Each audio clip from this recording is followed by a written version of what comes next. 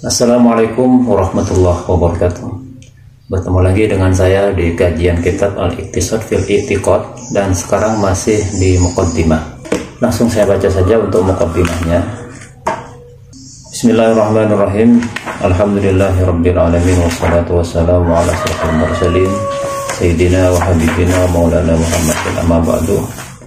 Qala al-muallif rahimahullah wa nafa'na bihi wa bi ulumihi fid dharain amin. Bismillahirrahmanirrahim.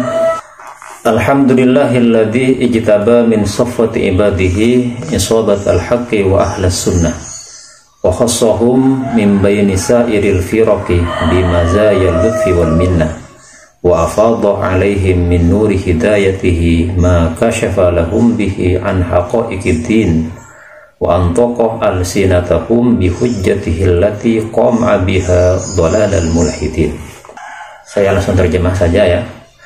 Alhamdulillahilladzi ijtaba min safwati ibadihi isabatal haqqi wa ahlas sunnah. Segala puji bagi Allah yang telah memilih hamba-hambanya yang terpilih, menjadikan sebuah kelompok kebenaran, isabatal haqqi wa ahlas sunnah, dan juga kelompok yang mengikuti sunnah. Kalau kita bicara tentang ahlus sunnah, nah tentunya di sini ahlus sunnah wal jamaah ya. Jadi awal pembentukan istilah ahlus sunnah wal jamaah ini di awal-awal Islam itu tidak ada, karena yang namanya mayoritas itu tidak perlu label, mayoritas itu tidak perlu nama. Yang perlu nama itu adalah minoritas untuk membedakan dengan yang mayoritas.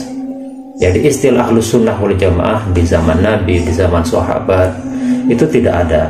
Baru istilah itu muncul ke permukaan ketika bid'ah itu sudah mulai merebak dan meracuni masyarakat. Semisal muncul bid'atul Mu'tazilah, juga muncul bid'atul Khawarij dan semacamnya bid'atul Syiah. Dari situlah kemudian untuk membedakan dengan kelompok-kelompok minoritas seperti Mu'tazilah, kemudian Khawarij, Syiah, maka dimunculkanlah istilah ahlus sunnah wal jamaah. Jadi itu yang pertama, istilah ahlus sunnah wal jamaah itu muncul karena adanya kelompok-kelompok sempalan yang merusak terhadap ajaran ahlus sunnah wal jamaah itu sendiri. Kemudian yang kedua, kalau kita predeli makna persatu dari lafaz ini, ahlus sunnah wal jamaah, berarti di sini ada tiga diksi. Diksi yang pertama adalah ahlun, yang kedua adalah sunnah, yang ketiga adalah jamaah. Makna ahlun itu sendiri ada banyak. Pertama, ahlun itu bermakna keluarga, seperti ahlul bait, keluarga rumah ahlul baitin Nabi, keluarga rumah Nabi sallallahu alaihi wasallam.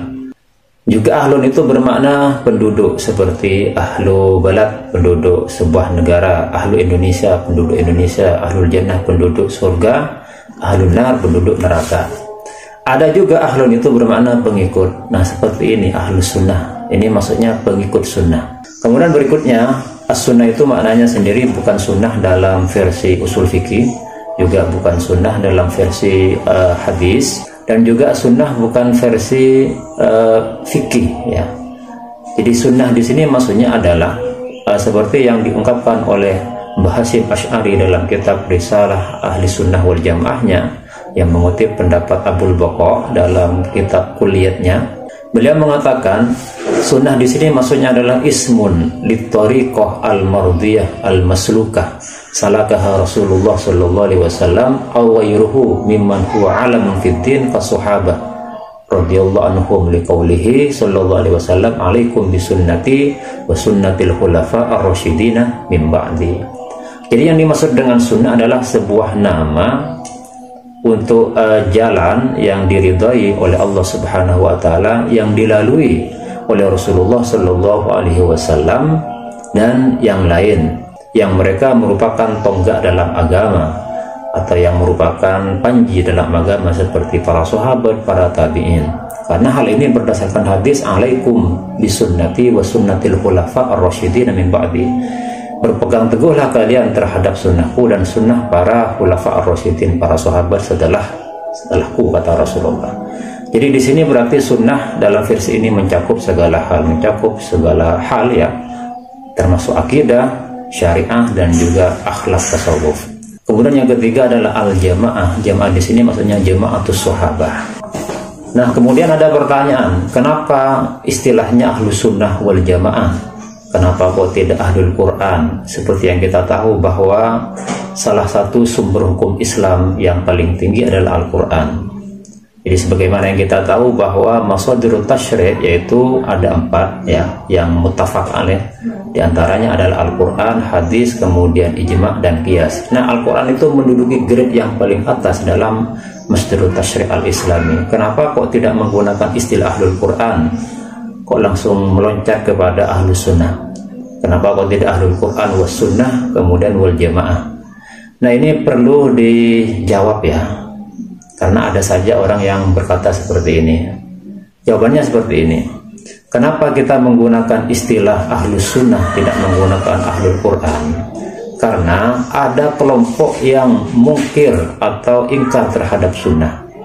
Jadi dia hanya mengikuti petunjuk Al-Quran saja, dengan mengatakan bahwa Al-Quran ini adalah kalamullah, sedangkan Sunnah adalah kalamur Rasul atau kalamun Nabi Sallallahu Alaihi Wasallam. Nah, tentu kata mereka antara kalamullah dengan kalamun Nabi, yang Nabi statusnya sebagai manusia, itu ada perbedaan. Kalamullah itu tidak salah, sedangkan kalamun Nabi atau kalamnya Rasul, tindakannya Rasul, itu bisa saja ada kesalahan karena Nabi adalah manusia. Ini versi mereka, sekalipun kita meyakini bahwa Nabi itu adalah maksum. Sehingga mereka itu hanya menggunakan dalil Al-Quran saja, tidak menggunakan As-Sunnah. Nah, inilah yang disebut dengan kelompok mungkirus sunnah, orang-orang yang anti terhadap sunnah, yang hanya mengandalkan Al-Quran saja. Nah, diantaranya siapa? Diantaranya Khawarij ini. Maka untuk membedakan antara kaum Khawarij dengan kaum muslimin yang menjadi mayoritas waktu itu, maka digunakan istilah Ahlus Sunnah. Itu alasan kenapa dikatakan Ahlus Sunnah. Dan ketika kita mengatakan Ahlus Sunnah, maka otomatis itu Ahlul Quran. Karena As-Sunnah itu kan berada di grade kedua dari Al-Quran dalam tataran mashadirut tasyri'.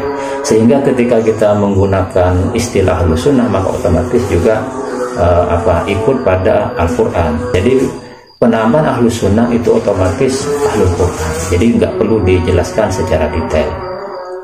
Kemudian yang kedua, kenapa masih ada embel-embel Al-Jamaah? Kan cukup saja Ahlus Sunnah gitu saja, atau tadi Ahlul Quran was Sunnah. Nah, kita menggunakan istilah Al-Jamaah untuk membedakan dari mereka yang tidak suka terhadap para sahabat. Seperti siapa? Seperti kelompok Syiah. Mayoritas kelompok Syiah itu tidak suka terhadap sahabat, kecuali sahabat yang mereka agungkan. Dan disinilah ada penggunaan Al-Jamaah untuk membedakan dari mereka yang tidak senang terhadap sahabat. Berbeda dengan kita yang tidak membedakan antara sahabat, antara satu dengan yang lain. Nah, itu ya diantara beberapa alasan kenapa muncul istilah Ahlus Sunnah wal Jamaah.